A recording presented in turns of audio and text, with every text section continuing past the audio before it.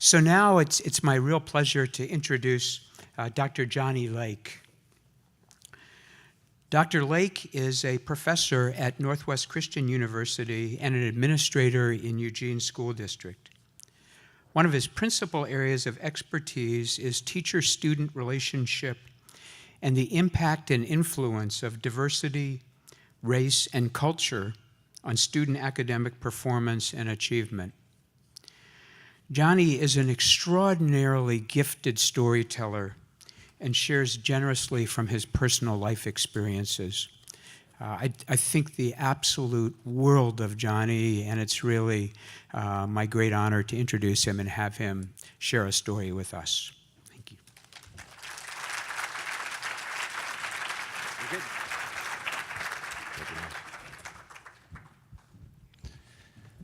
Thank you all very much for the opportunity to visit with you. First thing I have to do is figure out how to get off of this stage. I didn't come here to talk at you, I came here to talk with you. And as my previous speakers emphasized, communication is more than just the words coming out of our mouth. There's another form of communication we have with people that actually has more impact on them than the words. And if there's disagreement between the words and the actions, which one do we truly believe? The actions. Even our children got these antennae. What do you think about Dr. Lake? Well, he talks really nice, but I don't know. Something's kind of funny about Dr. Lake. They might not stand up and make a speech about it and say through 15 minutes of observation, I've discovered that Dr. Lake is this or that. They're not going to write you a long paper explaining everything they've learned about you in that first 5 minutes. But in the first 5 minutes of their interaction with you, they may have not read a word in your book, but they have read you like a book. And you cannot lie to them, so you might as well tell the truth. If you're uncomfortable with Latino kids who speak Spanish and you don't understand what they're saying and you really think they're talking about you, who should be the first person to admit that? You. If that little bunch of black boys that every time you see one of them, you see all 5 of them, they go to the bathroom together, they're in the lunchroom together, they're on the playground together, and you wonder why, who should be the first person to admit that? And so this interaction for me today is a special one with an audience that never met my grandmother. They never met that little woman. And I hope I can do her justice.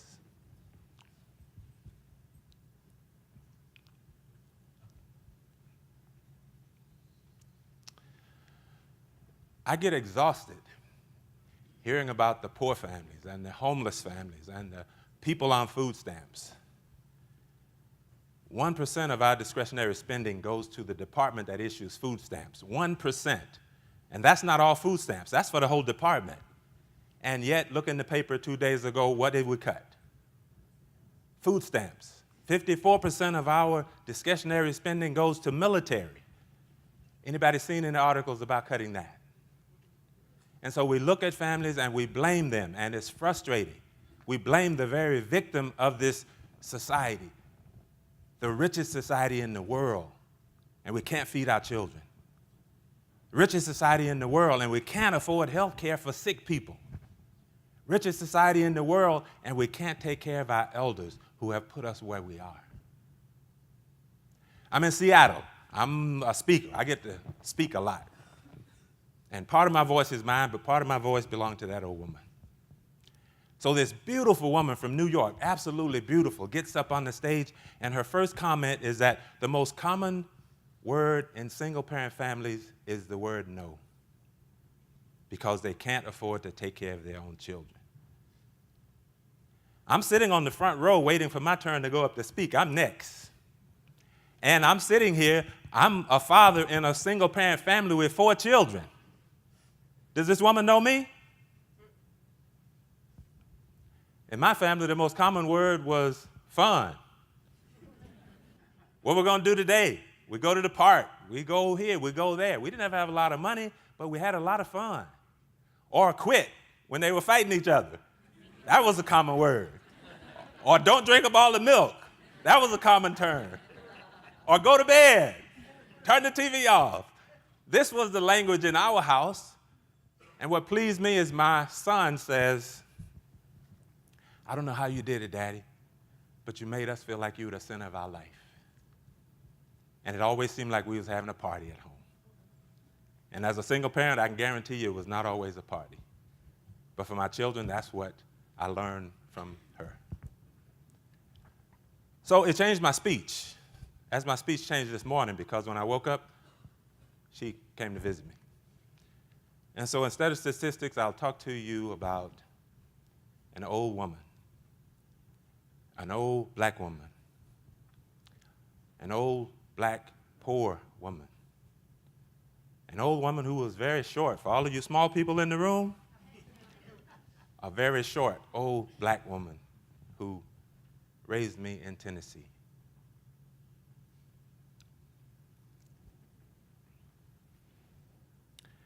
You have to get this picture. My grandma was 72 years old when I was born, so she was 77, 78 when I was in her house, because I don't remember my parents until I started school. She lived out in the country. If you go to Tennessee, you can't even find the town we lived in because it's not on the map. Now, if you make it to that little town, you still got to go way out in the country to where my grandma's house was. And this was a house that did not have running water or electricity. In fact, my grandma had never had running water or electricity in her life. Did she really miss it? She didn't really miss it. She said, baby, I manage. My grandma had 4 years of school. That's all they figured a black woman of her time needed or deserved, because she was only going to work in somebody's house or in the cotton fields. 4 years of school. She didn't have any income because the Social Security Administration purposefully left out people like her, made sure that they would not benefit from Social Security. So she didn't get a regular check coming in. So this was my response to the Seattle situation. Let's describe this family. You got an old woman, 77, 78 years old, living way out in the country, in a house that has no running water, in a house that has no electricity, with a woman who has no education and no regular income. And you got a 5 or 6 year old little boy who's in the house with that woman. How many agency people would leave that child in the house with that old woman? Nobody. You'd snatch that boy out of that house and you put him in a house that you thought was better for him, right?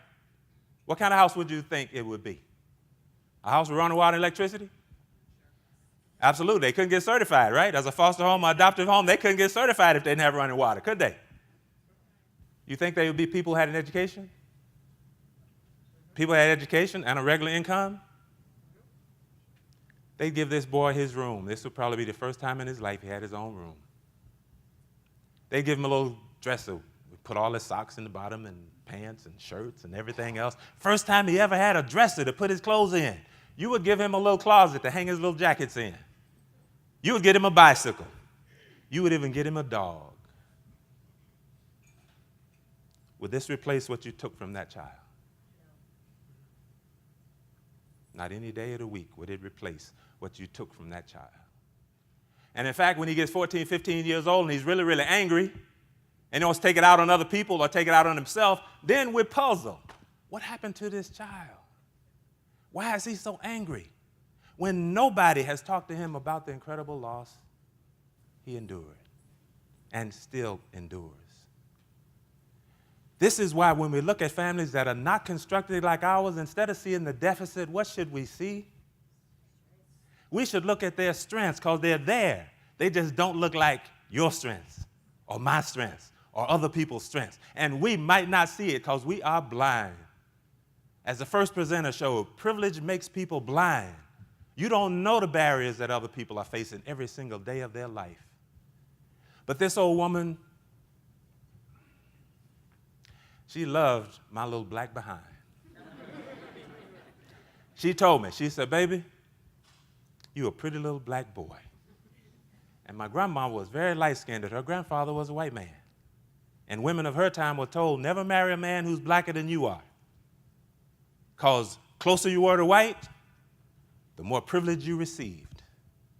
But she told me, you're a pretty little black boy. What was my grandma doing? You're a pretty little black boy, and you are so smart. She said, study hard. You can make a smart man one day. And she said, you got pretty teeth. She said, brush them so you can keep them. She was a practical old woman, too. But couldn't she just as well have been patting a little redhead boy on the head with bright red hair? Baby, you got the prettiest red hair I've ever seen in my life, which all my grandbabies had pretty red hair just like yours. Or the boy with a chubby belly sticking out a little bit too far. Baby, you got the cutest little belly I've ever seen in my life, which all my grandbabies had a little belly just like that one you got. Or a little girl with skinny, skinny legs. Baby, you got the prettiest little legs I've ever seen in my life, which all my grandbabies had pretty little legs just like yours. So is my grandma working with a race issue? Or was she working with the self-esteem of a little child? Make me feel good about who? Myself and this little brown skin that she knew I was going to wear for how long? Forever. You think she knew about racism? 1884, my grandma born. 1884. She saw the worst of racism. She still said yes, ma'am, to little girls who were my age after we integrated schools. Little white girls would be working behind the counter in the grocery store. We would check out. My grandma is fully 90 years old. And she would duck her head and say, yes, ma'am, to little girls that I was in class with. And I'm like, Grandma, you ain't got to say that no more. She said, baby, in my day, we had to. Because what happened to a black person in those days if they said the wrong word to the wrong white person? They could lose everything, even their life. So embedded in my grandma's very existence was this subservience to white privilege and white people, something that infuriated me. But my grandma was a revolutionary. When she was telling me I was a pretty little black boy, what was she undoing? When she's telling me I was smart, what was she doing? When she's telling me I was a good boy and that I could be a smart man one day, what was she undoing? I see it today in the schools with all the little black boys. I don't see a little black boy in here. There's a little black boy back there. How about I use a little white boy? You know what? I'm really, really glad you're in this presentation today. I think we'll have a good time. Did you see this beautiful smile? Did that feel good? It felt good. Did that feel good to everybody in this room? Do we know each other? No. Have we ever met? No. You can affirm someone that you don't even know. What can you do for a little child every day? Every day. Telling them, you're a good kid, you're going to do good. And how many kids get that? I usually go all the way to the back of the room and pick the person at the back of the room because I know why they sit back there. Because I used to sit back there, but I couldn't make it with this one. But I want you to think about what it means to affirm a child. We think it's all rocket science. You think my grandma didn't tell all of her little grandchildren that they were pretty and that they were smart and that they were good kids? She probably said that to every single child she had, but who needed it? Terribly needed it. This little black boy who nobody said I was smart. Nobody said I was a good kid. And notes don't do me any good because my grandma usually comes into my presentations. Everything I've accomplished in this life belongs to an old black woman who went to 4th grade. I graduated top of my class in high school, and nobody could believe it. I was a basketball player. I was a knucklehead. I'd fight in the hallway. I was the best basketball player on the team. I talked trash all the time, but I made straight A's in grades. I'm the only student who would get A's in grades and F's in conduct. My teachers would have to go to the principal with me to explain, how is this boy getting straight A's and he's getting F's? Well, he aces every test we give him, and he won't do anything I tell him to do. My first response is, you ain't my daddy. You can't tell me what to do. I entered college. I took the college entrance exam. They sent the score back. They wouldn't even share it with me. They said, nobody scored this high on this test. It must be a mistake. I had to take it a second time in a room by myself. I guess they figured I must have cheated off of somebody and scored higher than them, too.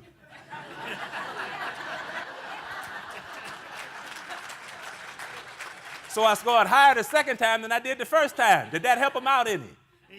That still didn't help him out.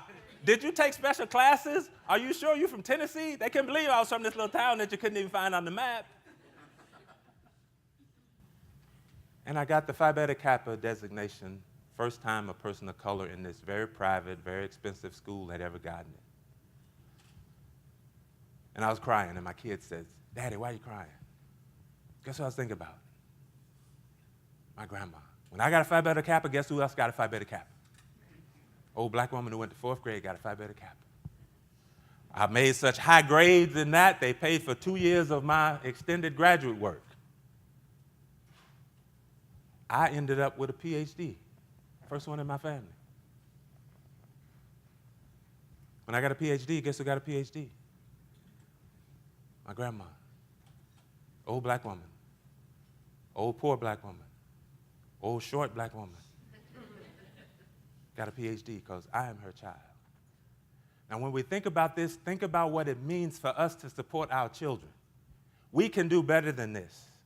I challenge every leader in this room to do better than this. We shouldn't starve our children. I guarantee you, richest society in the world. Richest society in the world. I asked fourth graders. You guys want to be fourth graders for a minute?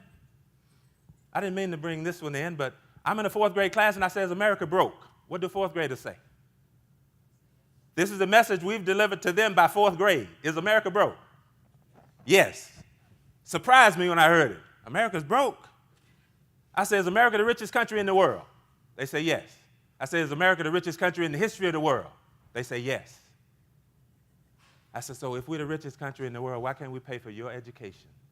These are fourth graders. They say, because you don't want to. Because you don't want to. My grandma said, if it's ever in your hand to do good to another human being, she says, never turn your hand against them. This old woman used to cook pots of food. I'm like, Grandma, why are you cooking so much food? She's like, baby, you never know when somebody's going to show up and be hungry. So if all of us went to my grandma's house, she said, baby, did y'all eat? You can say yes. It don't make any difference. She's still going to feed you. There would be people at our house, I didn't even know who they were when I went home. Grandma, who are these people? Well, baby, they're having some trouble in their family. They're going to stay with us for a while. Okay. They're grown men that I know like brothers because they grew up in the house with my grandma. I never saw a homeless child in this little poor town I grew up in. Never. I never saw a homeless family. Now, you think about what this means with these poor communities. I didn't see a homeless family.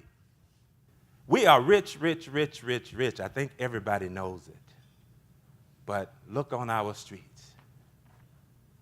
How often do we help each other? And so my time here was to try to tell you about a woman who taught me how to live and taught me how to be in this world. And so that's where my work comes from. That's where my passion comes from. That's where everything I accomplished comes from. And this is not just my grandma. I'm in Woodburn, made a speech, had to be a translator with me. Young Latino man comes up, he says, Dr. Lake. I says, what? He says, how did we have the same grandma? I'm going to Southern Oregon. They say black men shouldn't go to Southern Oregon. You guys know that in Oregon, right? Shouldn't go to Southern Oregon. I go to Southern Oregon to make a speech for an all-white audience. One young man had heard me speak before. On the way to the podium, he grabs my hand. He says, Dr. Lake. I says, what? Don't forget, tell him about your grandma. Now, what does an old black woman buried in the ground in Tennessee mean to a young white man in Southern Oregon? And then at Astoria, I made a graduating speech for the community college there. And an old man came up, took my hand. He said, son, you're a great speaker. He said, you touched my heart. Because he had somebody like my grandma.